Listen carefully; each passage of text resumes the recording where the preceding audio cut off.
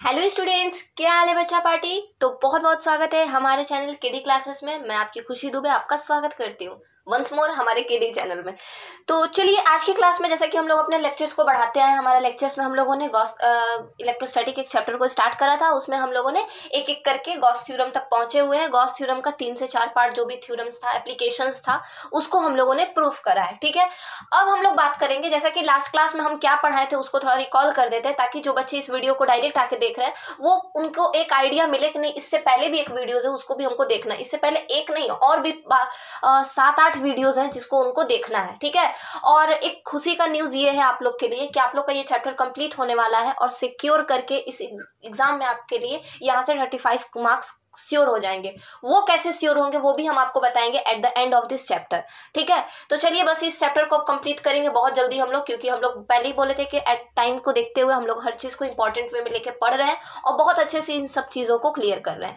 तो चलिए बाकी जो लोग हमारे साथ हमारे ऐप वगैरह में जुड़ के क्लासेस को कर रहे हैं उनको हम बता दें कि आप लोगों के लिए ओवरऑल सारी चीजें वहां पे मौजूद करा दी गई हैं। आप लोग बहुत अच्छे से क्लासेस को कीजिए। आपका जो क्वेश्चन है, आपका जो टेस्ट सीरीज है वो ऑटोमेटिक वहां पे चल रहा है और अभी चल नहीं रहा है, टेस्ट सीरीज चलने वाला है और आप लोग का चैप्टर ये कंप्लीट होने वाला है। तो आप लोग को भी एकदम टेंशन लेने का जरूरत नहीं है। तो चलिए हम लोग यहाँ पे बात करेंगे। यहाँ पे हमारा जो फर्स्ट हम लोगों ने पिछले क्लास में डेरिवेशन पढ़ा था, उस डेरिवेशन का नाम है बेसिकली एप्लीकेशन का डेरिवेशन पढ़ा था हम लोगों ने। तो उस एप्लीकेशन का नाम था electric field due to a uniformly charged spherical shell और दूसरा था electric field due to uniformly charged solid sphere.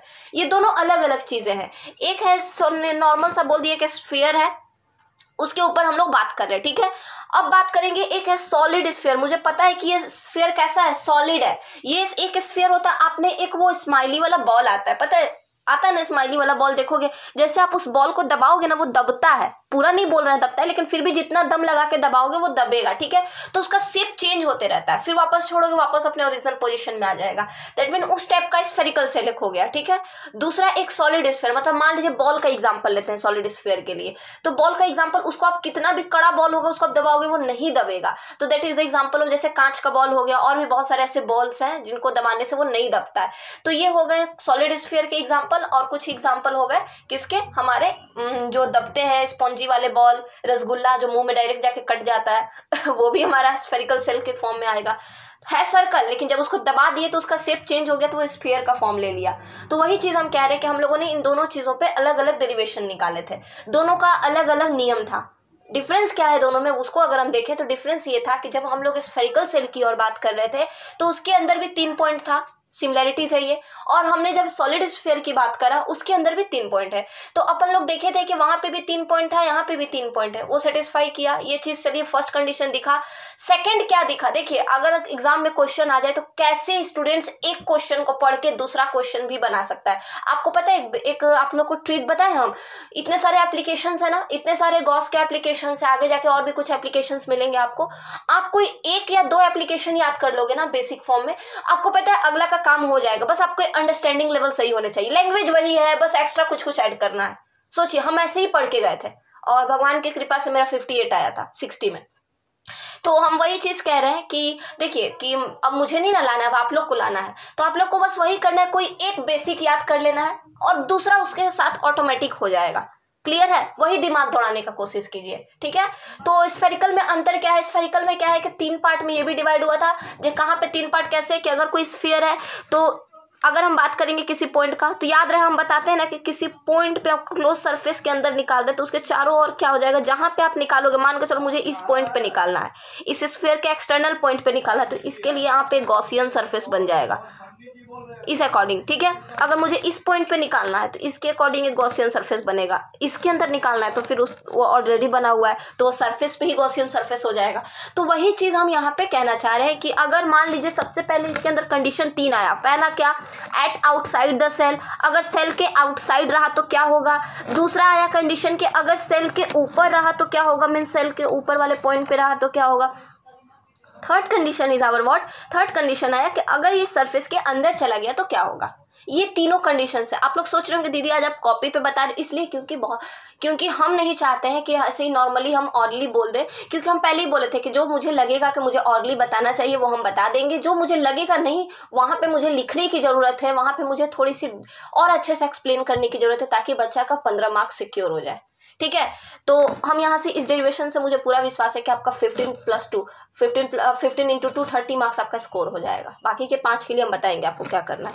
तो यहाँ पे क्या है कि अभी सिर्फ एक चैप्टर की बात की है हम, तो यहाँ पे क्या है कि हम बताएं आपको कि इस पॉइंट पे होगा अंदर में, इस पॉइंट के अंदर होगा तो मेरा चार्ज कितना होगा। मान के चलिए हम आपको दे दिए एक क्यू चार्ज, बोल दे भाई इस क्यू चार्ज को इस स्फीयर के ऊपर से तुमको घुमाना है। कंडीशन 3 निकला, पहला आउटसाइड, या तो उसके बाहर में उसका इफेक्ट पड़ेगा क्यू चार्ज का, या तो उसके अंदर पड़ेगा, या तो उसके ऊपर पड़ेगा। 3 कंडीशन सेटिस्फाई किया। अब तीनों कंडीशन का अलग अलग वैल्यू निकालना होगा आपको कि जब बाहर होगा तो क्या होगा, अंदर होगा तो क्या होगा, और उस पॉइंट पे होगा तो क्या होगा, उस सरफेस पे ही। ठीक वैसे ही सॉलिड स्फीयर में है, सॉलिड स्फीयर में भी यही कंडीशन, लेकिन हाँ फर्स्ट और सेकंड तक तो ठीक है, मतलब आउटसाइड द सेल स्फेरिकल में भी सेम है, सॉलिड में भी सेम है, ऑन द सरफेस इसमें भी सेम है और उसमें भी सेम है, लेकिन इनर सरफेस में चेंज सेम नहीं है। क्यों? क्योंकि सॉलिड स्फीयर का इनर सरफेस जब हम बात करेंगे तो जब बॉल को बनाया जाता है उसके अंदर एयर के कारण वो कुछ चार्ज को अपने अंदर ऑक्यूपाई, एयर नहीं रहता है ना उसके अंदर, तो चार्ज ऑटोमेटिक ऑक्यूपाई हो जाता है। समझ में आया? आप कभी ग्लास लोगे ना, ग्लास को उल्टा करके ऐसे बंद करना, देखोगे उसमें से हो जब ऐसे उठाओगे तो वो पूरा आवाज करेगा। क्यों? क्योंकि उसमें एयर नहीं रहता है, खाली रहता है, इसलिए। अगर एयर रहता तो वो आवाज नहीं करता। आप लोग, मुझे पता है आप लोग कभी किए होंगे, कान पास ऐसे करके पूरा अच्छे से ढक दीजिएगा, देखिएगा कैसे आवाज करता है। क्यों? क्योंकि उसमें एयर नहीं है। तो यही रीजन है कि अंदर में क्या होता है, स्फेरिकल सेल के अंदर में चार्ज नहीं प्रेजेंट होता है, स्फेरिकल सेल के आउटसाइड में चार्ज को प्रेजेंट, आउटसाइड में रहता है, ठीक है, लेकिन उसमें सॉलिड स्फीयर में क्या है, अंदर में भी चार्ज होता है। चूंकि वो एक सॉलिड स्फीयर है और उसका जो पार्ट है वो पूरा जब अंदर तक डालेंगे चार्ज को, तो पूरे अंदर तरीके से वो चारों अराउंड वो मूव करेगा, तो कुछ ना कुछ चार्ज का वैल्यू निकलेगा। ठीक है, ये तो रहा मेरा दोनों में डिफरेंस। उम्मीद करते हैं ये डेरिवेशन पिछले क्लास में जो अब तक पढ़े थे हम लोग उसको अभी तक पढ़ रहे थे कि एक स्फेरिकल पे और सॉलिड पे, और इससे पहले हम लोग यूनिफॉर्मली चार्ज सिलेंडर पे पढ़े थे, और उसके बाद सेकंड वाला था प्लेन चार्ज शीट। मीन्स अगर देखा जाए तो स्टूडेंट्स, तो हमारा गॉस थ्योरम का चारों एप्लीकेशन कंप्लीट हो चुका है। गॉस थ्योरम का चारों एप्लीकेशन कंप्लीट हुआ। अभी भी कोई बच्चे अगर कोर्स से रह गए हैं, पढ़ाई नहीं कर पा रहे, आप लोग से अब क्या हाथ जोड़ के रिक्वेस्ट करना होगा मुझे कि आप लोग क्लासेस को कंटिन्यू करिए, पढ़ाई कीजिए। बताइए, हम अपने लिए थोड़ी कर रहे हैं, हम आपके लिए ही कर रहे हैं ना। हम चाहते हैं कि कम से कम आप लोग कुछ पढ़ो, ताकि आपको आने वाले टाइम में आप भी किसी का हेल्प करो, आप भी किसी के लिए कुछ अच्छा करो। कितना अच्छा हो जाएगा बताइए। किसी बच्चे को कोई भी बच्चा को प्रॉब्लम नहीं होगा कोई कोर्स खरीदने में। कोई मान लीजिए ऐसा तो नहीं है ना कि सबके पास कुछ ना कुछ पैसा होगा, हो सके नहीं हो, वो यूट्यूब का हेल्प लेगा, तो यूट्यूब पे उसको अच्छे कंटेंट्स मिलने चाहिए अच्छे मुझे तरीके से। हाँ मानती हूँ मैं, मेरे पास डिजिटल टाइप नहीं है कुछ भी, लेकिन हाँ हम कोशिश करते कॉपी पेन पे भी बहुत अच्छा आपको दे दें। आपको तो नॉलेज से मतलब है ना, नॉलेज चाहिए ना, आपको कंसेप्ट क्लियर होना है ना। मुझे तो यही लगता है, इसीलिए आपको, अगर आपको लगता है कुछ यहाँ से बेनिफिट है तो आप प्लीज अगला को भी कहिए कि आप वो भी यहाँ से बेनिफिट ले, और जो रह गए हैं वो भी यहाँ से बेनिफिट लेके जाइए, ताकि आपको एग्जाम में कोई चीज का प्रॉब्लम ना हो। समझ में आया? अगर मुझे ये पेड कोर्सेज करना रहता ना, अगर मुझे ये पेड कोर्सेज पूरे तरीके से करना रहता तो हम आप लोगों को यूट्यूब पे नहीं पढ़ाते। मैंने इस पेड कोर्सेज को क्यों कम करके रखा है? क्यों मैंने, आपको क्या लगता है मेरे साथ ऐप में जो बच्चे जुड़े हुए हैं वो मुझे बहुत पैसा दिए हुए हैं? जी नहीं, वो मेरे साथ इसलिए जुड़े हैं ताकि उनको नोट्स मिल सके, वहां पे उनको नोट्स मिल सके, टेस्ट सीरीज मिल सके, जो कि हम यूट्यूब पे नहीं वैसे दे सकते। पीडीएफ कैसे देंगे हम आपको यूट्यूब पे, बताइए? तो इसीलिए हम बच्चे को वहां जोड़े हुए हैं, ताकि सब बच्चा वहां पे यहाँ से क्लास करे, वहां जाके नोट्स ले, पीडीएफ ले। बस इसके लिए कुछ 100 रुपीज के आसपास में है। अब आप बताइए हम क्या गलत कर रहे हैं उस पीडीएफ के लिए, उस टेस्ट सीरीज के लिए जो हम फॉर्मेट करके बना रहे हैं। बस हम नहीं बना रहे हैं, एक मैम से बनवा रहे हैं तो उनको देने के लिए। बाकी हम आपसे कुछ नहीं मांग रहे, हम अपना फी नहीं मांग रहे। तो आप लोग बेझिझक क्लासेस को कीजिए, पढ़ाई कीजिए, तैयारी कीजिए, ठीक है?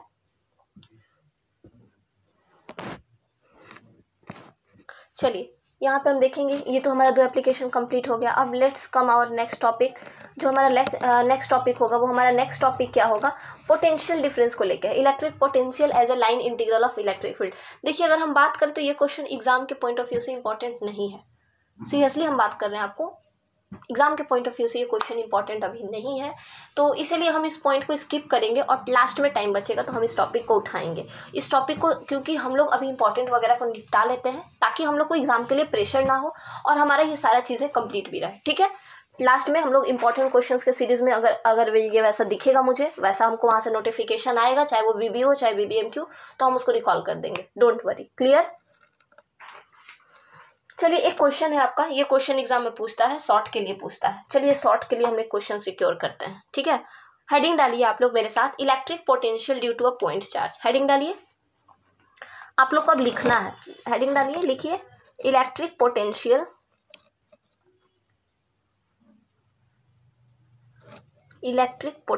हेडिंग डाल लीजिए पहले आप लोग, ठीक है, ताकि आप लोग को ये कॉन्सेप्ट हम समझा दें और फिर हम आपको नोट्स के थ्रू एक्सप्लेन करके हर एक पॉइंट को निकाल के दिखा देंगे।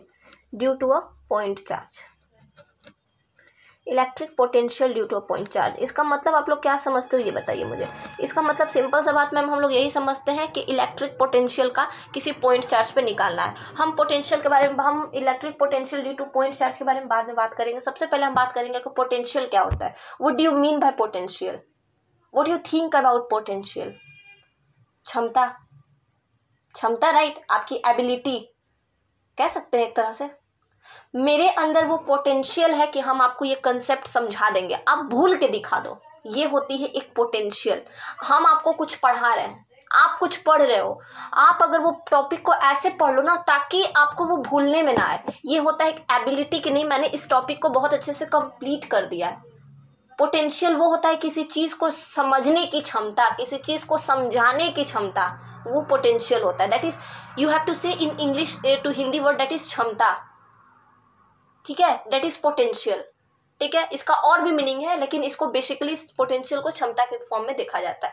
अब हम बात करेंगे इसका फिजिक्स में, तो हमको ये नहीं करना। फिजिक्स में हमको देखना है कि किसी पॉइंट पर इलेक्ट्रिक की क्या क्या क्या मौजूदगी है, क्या उसकी क्षमता है, उस अकॉर्डिंग हम उसको देखेंगे। अब इसका मतलब क्या हुआ कि मान के चलिए एक किसी कोई पॉइंट है, प्लस क्यू चार्ज है इस पे, ठीक है, किसी पॉइंट पे प्लस क्यू चार्ज है। अब हम बात कर रहे हैं, हमको इलेक्ट्रिक पोटेंशियल जैसे जस्ट लाइक मान के चलिए हम एक डायग्राम बनाते हैं, ठीक है, कोई प्लस क्यू चार्ज है एक पॉइंट पे, ठीक है। अब ये कह रहा है कि मान के चलिए ये कोई पॉइंट बी पे गया, कहाँ गया ये पॉइंट बी पे गया, क्लियर है। कुछ देर बाद ये यहाँ रुका, फिर ये कुछ देर बाद आगे गया तो ये पॉइंट ए पे गया। कौन गया? कोई बच्चा बताइए कौन गया? प्लस क्यू चार्ज गया। एक पॉइंट है जिसपे प्लस क्यू चार्ज है, इसको हम फ्लो करवाएं, ध्यान से सुनिए मेरा बात, इसको हम फ्लो करवाएं, ये फ्लो करके बी पे गया, बी से ए पे आया, ए से वो पता नहीं कहाँ उस चार्ज को पूरा ऑटोमेटिकली हम इनफिनाइट टर्म्स में उसको फ्लो करवा दिए। समझ में आया हम क्या कहना चाह रहे हैं कि कोई एक लाइन है, कोई एक वायर है, ऐसे समझिए कोई वायर है जिससे इलेक्ट्रिक करंट फ्लो कर रहा है। अब इलेक्ट्रिक करंट जब फ्लो करे तो आप देखोगे घर में जो वायर बने रहते हैं इलेक्ट्रिसिटी के, उसके बीच बीच में ऐसे करके नट टाइप का दिया रहता है, ऐसे वायर निकल रहा है ना, ऐसे नट टाइप का दिया रहता है। ये क्या मतलब, इलेक्ट्रिसिटी यहाँ तक फ्लो किया फिर ऐसे फ्लो कर रहा है, ये कोई रुकावट नहीं है, ये बस उसको एक दिखाने के बाहर से रुकावट लग रहा है, लेकिन अंदर से कोई रुकावट नहीं कर रहा है, आराम से इलेक्ट्रिसिटी अपना फ्लो कर रहा है। तो यहाँ पे क्या है कि इलेक्ट्रिसिटी कंटिन्यूस फ्लो कर दिया, एक पॉइंट पर गया तो हम उसको बी नाम दे दिए, एक जगह पे पहुंचा उसका नाम ए दे दिए। अब हम पता करेंगे कि जब चार्ज अपने ओरिजिनल पोजीशन से मूव कर रहा था तो क्या उसका स्पीड में कोई चेंजेस है क्या? यहां से जब वो स्टार्ट किया बी पे गया, बी से गया ए पे, तो क्या उसके पोटेंशियल में, क्या उसके इंटेंसिटी में कोई दिक्कत है? क्या वो चेंज हुआ है? मान लीजिए अगर आप स्विच देते हो तो स्विच क्या, इलेक्ट्रिसिटी क्या ट्रेन गाड़ी जैसा चलती है, पहले धीरे धीरे फिर स्पीड हो जाएगी, ऐसी इलेक्ट्रिसिटी चलती है क्या? जहां पे स्विच दिया वहां पे धीरे धीरे चलेगी और थोड़ा और वायर में चल जाएगी तो स्पीड हो जाएगी, ऐसा कुछ होता है क्या? जी नहीं होता है ऐसा नहीं होता है। अगर हमको करंट मारेगा तो धीरे धीरे नहीं मारेगा, डायरेक्टली मार देगा कि हम वहीं बेहोश हो जाएंगे, हो सके भगवान की कृपा नहीं रहा तो चल भी देंगे। तो इलेक्ट्रिसिटी में कोई लिमिटेशन नहीं होती है, वो डिपेंड करता है कि कितना वोल्ट उस पर चार्ज है, कितना उसमें करंट है। वो धीरे धीरे आपको नहीं मारेगा, वो तड़पा के इलेक्ट्रिसिटी नहीं मारेगा आपको, एक के बार में साफ कर देगा हमको। समझ में आ रहा है हम क्या कहना चाह रहे हैं? तो जब हम इस पॉइंट से फ्लो करवाना स्टार्ट किए, बी से ए से वो आगे फ्लो करवाए जा रहे हैं, बहुत लंबा वायर है, फ्लो कर रहा है, एक बार स्विच दे दिए, फ्लो कर, मान के चलिए ऐसे साधारण भोजपुरी में कहेंगे तो इसको एक यहाँ से वो स्विच दे दिए, अभी फ्लो करते जा रहा है, अपना आराम से कर, हमको नहीं पता, बस हमें कह दिए अच्छा भाई थोड़ी दूर गया तो इसको बी नाम दे दिए, थोड़ा और दूर गया तो ए नाम दे दिए। ये हमारा एक सीक्वेंस के फॉर्म में पता चला। क्यों ऐसा नाम दिया? ताकि हम पता कर सके जब अपने ओरिजिनल पोजीशन से इलेक्ट्रिसिटी फ्लो करके थोड़ा आगे गया और फिर उसके थोड़ा आगे गया तो क्या उसकी स्पीड या और उसके इलेक्ट्रिसिटी में कोई चेंजेस हुआ है क्या कम ज्यादा हो रहा है क्या इलेक्ट्रिसिटी। यही चीज को हम लोग पता करने के लिए इस डायग्राम को और इस जो डेरिवेशन का हेडिंग है उसको समझेंगे। Electric potential due to a point charge. किसी पॉइंट चार्ज से इलेक्ट्रिक के पोटेंशियल में कोई प्रभाव पड़ता है? There is any effect which is created by a point charge which is moving from a point B to point A। इसको हम लोग अभी देखेंगे। क्लियर है? आगे बढ़े, चलिए यहाँ पे देखिए, हम आपको थोड़ा सा दिखाएंगे क्योंकि मैंने कहा था कि वीडियोस को हम लोग ज़्यादा बड़ा बड़ा नहीं करेंगे, इसलिए हार्डली ये वीडियो मुझे लगता है 20 मिनट तक जाएगा। आप लोग बहुत अच्छे से इस टॉपिक को कंप्लीट करो, ये एग्जाम में आपके 5 मार्क्स का काम करेगा। ठीक है, consider 2 points A and B। Consider 2 points A and B। एक बात याद रखिएगा, शॉर्ट का मतलब 4 लाइन 5 लाइन नहीं होता है। ग्रेजुएशन में शॉर्ट का मतलब 4-5 लाइन नहीं होता है। ग्रेजुएशन में शॉर्ट का मतलब होता है कम से कम 1 पेज, 1 से 1.5 पेज, और लॉन्ग का मतलब होता है 2 से 2.5 पेज। 2.5 पेज एक्सट्रीमली लॉन्ग अगर लेगा तो 2.5 पेज, ज़्यादा से ज़्यादा मिनिमम। समझ में आया? तो चलिए यहाँ पे देखेंगे, consider 2 points A and B। 2 point मान लीजिए, किसी चार्ज के फ्लो में 2 पॉइंट A और B कोई पॉइंट को मानिए। इन द इलेक्ट्रोस्टैटिक फील्ड, जहाँ पे इलेक्ट्रिसिटी फ्लो कर रहा है उस पूरे प्रोसेस को इलेक्ट्रोस्टैटिक बोलते हैं। और जितना एरिया में फ्लो कर रहा है दैट इज फील्ड, तो electrostatic field at a single point charge Q. किसी सिंगल पॉइंट चार्ज क्यू से फ्लो करना स्टार्ट हुआ। याद रहे, आपको कंसेप्ट को क्लियर रखना है। लैंग्वेजेस के एक एक लाइन को समझना मैटर नहीं करता है, लैंग्वेजेस क्या रही है उसके कंक्लूजन को समझना बहुत बड़ी बात होती है। इसलिए बहुत बड़ी बात होती है क्योंकि जब आप उसके मेन वे को समझ जाओगे ना कि अच्छा ये डेरिवेशन ये बात कह रहा है, तब तो ठीक है, ये लैंग्वेज अच्छा ये लैंग्वेज ये कह रहा है ना, हम इसको समझ गए कि यहाँ पे ऐसे कह के कह रहा है। आप ऑटोमेटिक एक एक चीजें समझने लगोगे। और नहीं है वैसे समझ में आ रहा है तो आप एक एक लाइन को क्लियरली देखो पहले कि वो लाइन कहता क्या। जैसे अभी हम पढ़ के आपको समझा रहे हैं ना, उस अकॉर्डिंग। ठीक है, अब क्या कह रहा है कि मान के चलते for the sake of convenience. Sake of convenience का मतलब क्या होता है? देखा जाए कि कुछ क्षण बाद जब वो आगे बढ़ता है, the 2 points been taken on the same straight line. 2 point को हम लोग ले लिए। अब कह रहा है कि let us move a unit positive charge from A to B। अब मान के चलते हैं, चलिए चार्ज को फ्लो करवा रहे हैं, चार्ज गया फ्लो कर रहा। अब मान के चलते हैं A से जब E पे जाएगा, B पे से जब A पे जाएगा तो क्या कंडीशंस होगा। ये वाला एरो आप देख पा रहे होंगे, ये जो मेरा एरो दिखा रहा है वो क्या दिखा रहा है कि इलेक्ट्रिसिटी मेरा B की ओर जा रहा है। ये वाला एरो मेरा क्या दिखा रहा है कि इलेक्ट्रिसिटी मेरा, बोलिए गलत बोल दिए क्या? बिल्कुल गलत बोले हम, सुनिए ध्यान से। ये दिखा रहा है कि जब मेरा इलेक्ट्रिसिटी फ्लो कर रहा है A से B पे तो ये मेरा सरफेस है, ये मेरा सरफेस इधर की ओर मूव कर रहा है और ये मेरा लेंथ है। लेंथ मेरा कहाँ है कि जब हम मान के चलिए यहाँ पे बैठे हैं, हम यहाँ पे बैठे हैं, तो जब हम यहाँ से यहाँ मूव करना होगा तो यहाँ से जब मूव करेंगे तो स्टार्ट तो यहीं से करेंगे, यहीं से स्टार्ट करेंगे तो मेरा दिलाएगा कहाँ से, थोड़ा आगे से। तो जब हम यहाँ से मूव करके यहाँ पे जाएंगे तो ये जो मेरा लेंथ हो जाएगा वो उसको हम लोग DL मान लिए। क्यों मान लिए DL क्यों मान लें? L भी तो मान सकते हैं। ये मेरा लेंथ L हो गया, यहाँ से लेके यहाँ तक का लेंथ मेरा क्या हो गया? L हो गया। लेकिन अगर हम कहेंगे कि भाई इसी दौरान अगर किसी और 2 पॉइंट को अगर हम उठा लेंगे शॉर्टेड लेंथ को, तो उसको हम लोग DL कहेंगे। आपको पता है ना, उसको हम DL कहेंगे। तो ये छोटा वाला DL हो गया और ये बड़ा वाला यहाँ से यहाँ तक L हो गया। क्लियर है? L for length. अब क्या कह रहे हैं यहाँ पे कि E मेरा क्या है? इलेक्ट्रिक फील्ड इंटेंसिटी है। यहाँ तक क्लियर हुआ? कोई डाउट? करंट फ्लो कर रहा है, बात कर रहे हैं, यहाँ A से B में जा रहा है, एक छोटा सा लेंथ को ले लिए। क्यों? क्योंकि हमको पता है कि जब डिफरेंशिएशन करेंगे तो छोटा छोटा पॉइंट्स का डिफरेंशिएशन करके सारे को इंटीग्रेट करके हम उसका वैल्यू को निकाल सकते हैं। हमको पता है कि इंटीग्रेशन के फॉर्मेट में डिफरेंशिएशन करने का मतलब ही होता है कि हर एक पार्ट का एक एक करके वैल्यू को निकालना और सारे पार्ट को कैलकुलेट करके टोटल निकाल देना, दैट इज इंटीग्रेशन। ठीक है, ये चीज यहाँ पे क्लियर हो गया। अब क्या कहता है यहाँ पे, आप अगर देखोगे तो यहाँ पे कहता है कि the potential difference from A से B। जब A से B में जा रहा है, A से B में जा रहा है तो B माइनस A करेंगे। हम अगर धनबाद से तितुलमारी कर रहे हैं तो उसके डिस्टेंस को माइनस करेंगे, तितुलमारी से धनबाद कितना होगा। तो उसी अकॉर्डिंग VB माइनस VA मेरा कुछ नेगेटिव में निकला। क्यों? क्योंकि हम डायरेक्शन B को पहले लिए हैं, A को बाद में लिए हैं। हम B से A नहीं बोल रहे हैं। यहाँ पे आप डायरेक्शन देखिए, पहले हम B लिए हैं फिर A लिए हैं, हम यहाँ A नहीं लिए हैं। नेगेटिव वे में फ्लो कर रहा है चार्ज के, तो इसको नेगेटिव वे में बोलेंगे। नेगेटिव का मतलब यहाँ पे सब्ट्रैक्ट नहीं हो रहा है, नेगेटिव का मतलब डायरेक्शन उल्टा है।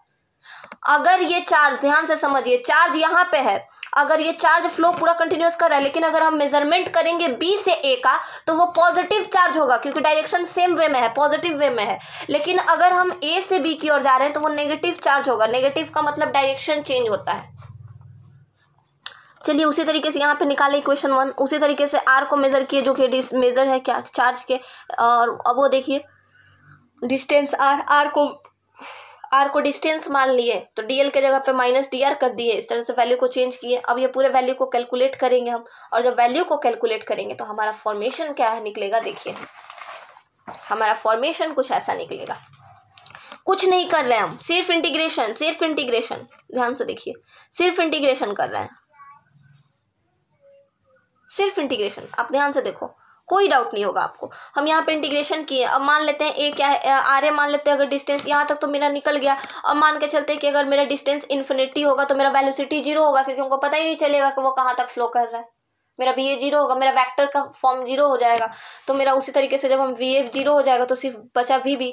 अगर मेरा वी ए 0 हो जाएगा तो हमको वी बी का देखेंगे, क्योंकि वी बी वी ए से पहले है, तो हम वी बी का वेलोसिटी नहीं बोलेंगे, क्या बोलेंगे यहाँ पे, ये वोल्ट बोलेंगे, इसका निकालेंगे। तो फिर यहाँ से ये निकल गया तो रिक्वायर्ड पोटेंशियल भी से पोटेंशियल हो गया, मतलब वी ए का पोटेंशियल। बार बार मेरा मुंह से भी से वो पढ़ा रहे थे ना उस वेलोसिटी, इसलिए वी ए से जो मेरा क्या हो गया, वी ए का जो मेरा पोटेंशियल होगा, भी से पोटेंशियल को डिनोट करते हैं, याद रखिएगा।